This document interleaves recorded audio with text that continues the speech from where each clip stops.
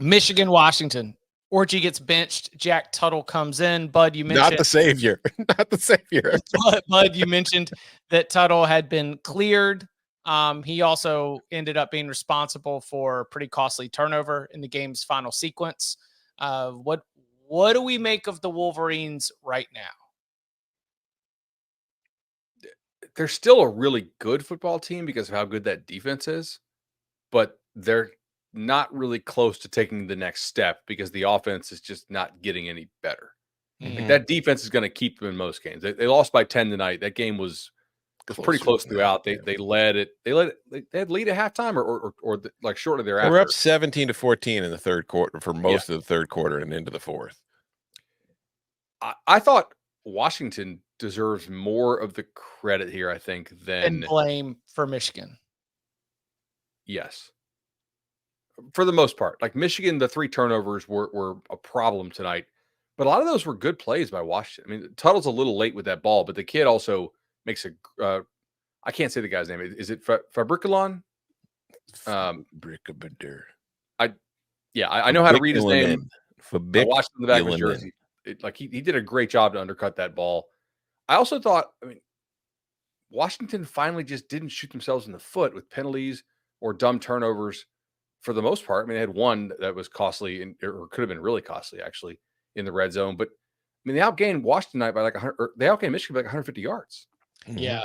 I thought they moved the ball really well. Yeah. I thought Will Rogers, even though he had that interception, in a scoring opportunity, he still had he got off to a good start. And that was probably the best thing that Washington did was establish a lead early, right. In the game script. One of the buzzwords of the week as we broke down all these matchups, making Michigan need to cut into a deficit was a fantastic, Washington wanted to do that, but it played out. They were aggressive early.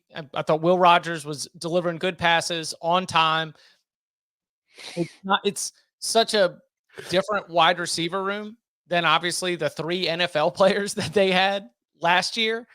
But I'm starting to come around to the idea that they've got enough pieces like this because of the rest of the schedule. This was an important game to make a bowl. Yes. And I'm starting to come around to the idea that in some of the coin flips that they've got left on their schedule, that they've got the personnel to be able to win those coin flip games. And I wasn't sure that I was of that mindset going into the weekend, but this was a good test. I thought they answered the challenge. I thought they showed the ability to. Jonah Coleman's a really, really good player. They showed. Yes, dude, he's very good back. Yeah, like they showed the ability to be balanced and get both those things going. So, like you said, Bud, I do come away from this very impressed with what Jed Fish has done with this Washington program. They play hard. Not the fans, but if you had asked the coaches preseason, you'll be through the Michigan game, you will only have 2 losses. They'll be like, how much did we lose to Michigan by? I think they take that. Yeah. Like preseason, before you do any of the other results, I think you would take, okay. Because they probably figure out we lose to Michigan, but we take care of at least one of Rutgers and Wazoo. We beat Washington State. Yeah. Yeah, exactly. Okay. I think they have to feel pretty happy where they are right now.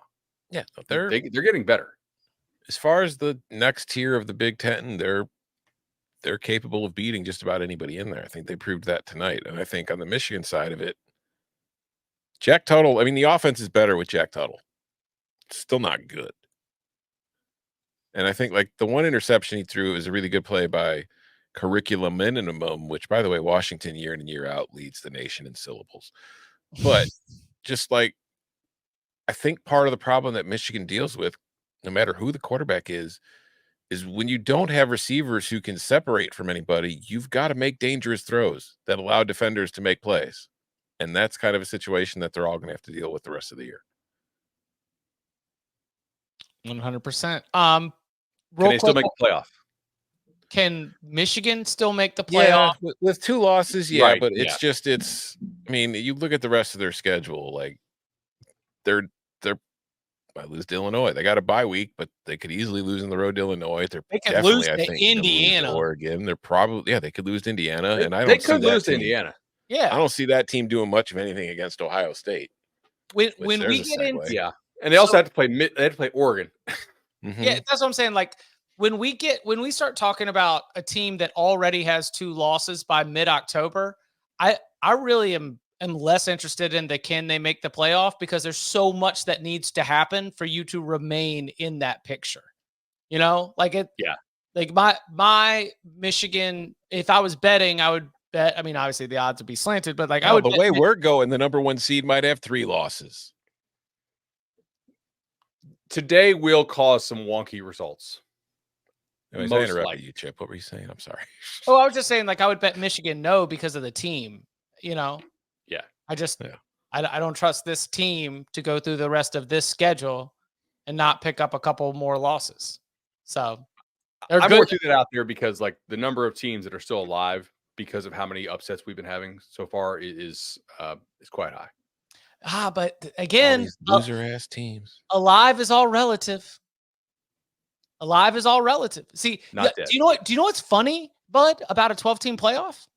You've got to put 12 teams in there. A lot of people don't talk about that.